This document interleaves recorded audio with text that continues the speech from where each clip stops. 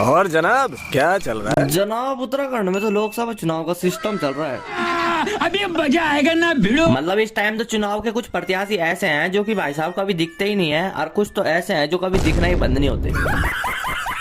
अरे भाई ये लोकसभा चुनाव तो चुनाव का हमारा रोस्टिंग चैनल ज्यादा लग रहा है। मतलब यहाँ जनता से ज्यादा तो खुद प्रत्याशी कंफ्यूजन में है कि बीजेपी में जाए या कांग्रेस में, और फिर लास्ट में सुबह कांग्रेस में और शाम को बीजेपी में चल पड़े भाई। ठीक है भाई मैं चलता हूँ। Okay okay bye okay bye.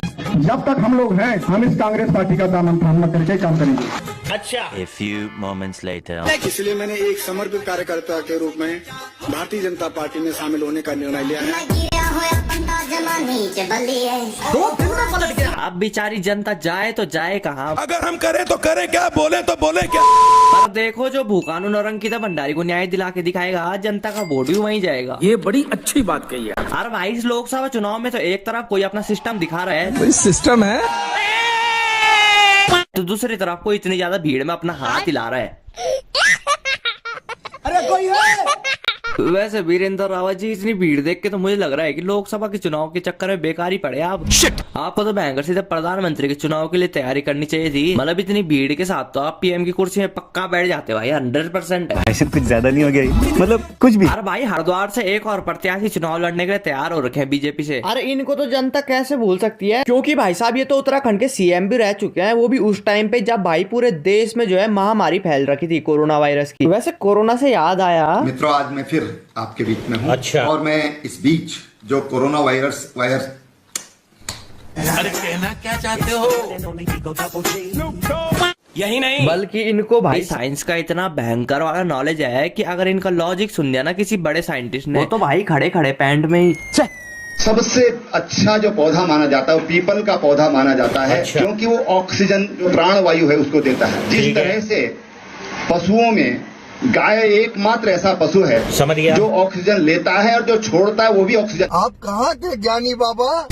देखो वैसे इनका परिचय देने की ज्यादा जरूरत तो है नहीं, बस ये है कि पहले हमारे उत्तराखंड के सीएम थे और इन्होंने भाई साहब इतना ज्यादा विकास किया हमारे उत्तराखंड में कि 3 साल बाद इन्हें बाय बाय टाटा गुड बाय।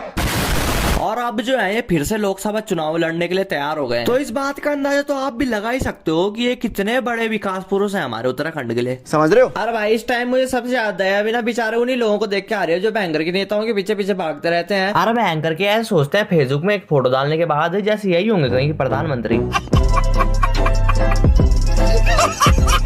अरे भाई इतनी मेहनत तुम बैंकर की भूकानून औरंकिता भंडारी को न्याय दिलाने के लिए कर दो। अरे भाई इतनी मेहनत थोड़ी पढ़ाई लिखाई में कर दे तो यहाँ बैंकर के नेताओं के पीछे नहीं घूमना पड़ता। अरे बाप रे, ये तो धोती खोल रहा है।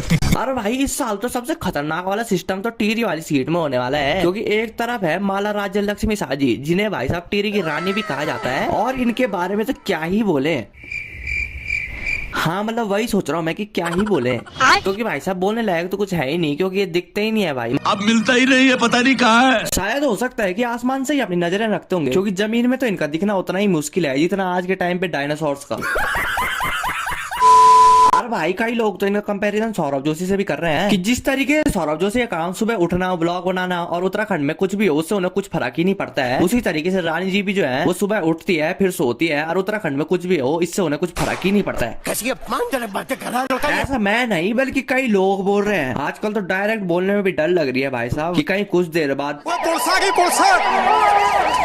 और भाई साहब दूसरी तरफ जो है हमारी रानी जी के अपोजिशन में है युवाओं की पहली पसंद बॉबी पवार जी। अरे भाई साहब इनका तो इतना खतरनाक वाला सपोर्ट किया जा रहा है सोशल मीडिया में कि रानी जी की खुद की पोस्ट में ना बीजेपी के बारे में इतने कमेंट नहीं होंगे जितने भयंकर की बॉबी पवार जी के बारे में लिख रखे हैं सबने। गजब बेइज्जती है। अरे भाई बॉबी पवार के खौफ का अंदाजा तो आप इस बात से ही लगा सकते हो कि उत्तराखंड में कोई भी पेपर होता है ना तो उस पेपर को कराने की बात बाद में होती है, पहले भाई साहब बॉबी पवार को जेल में डालने की बात हो जाती है। बंद करो हाथ जोड़ के। यही नहीं बल्कि बॉबी पवार के लिए लोग इतने ज्यादा कट्टर हैं कि भाई साहब बॉबी पवार को जिताने के लिए तो बीजेपी से पूर्व यमुनोत्री विधायक प्रत्याशी रहे मनोज कोहली ने भी भाई अपने बीजेपी का साथ छोड़ दिया। ठीक है भाई मैं चलता हूँ। हाँ भाई मतलब इसे कहते हैं ये दोस्ती हम नहीं छोड़ेंगे बीजेपी पर तेरा साथ ना छोड़ेंगे।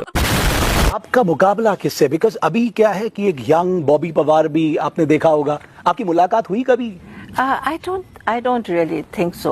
Maybe when he was not Oh, I didn't know him. कहीं मिले होंगे, but not officially as such. अरे मैडम, आप टिहरी की सीट से लोकसभा का चुनाव लड़ रहे हो, कहीं अमेरिका साइड से नहीं लड़ रहे? मतलब इतनी इंग्लिश बोलने का तो यहाँ कुछ फायदा ही नहीं है, क्योंकि भाई साहब हम तो भारतीय हैं, हम तो हिंदी समझते हैं ज्यादा, बाकी इंग्लिश भी समझ सकते हैं, पर जो हमारे सामने इंग्लिश बोलता है उसको भाई हम नजरअंदाज कर देते हैं।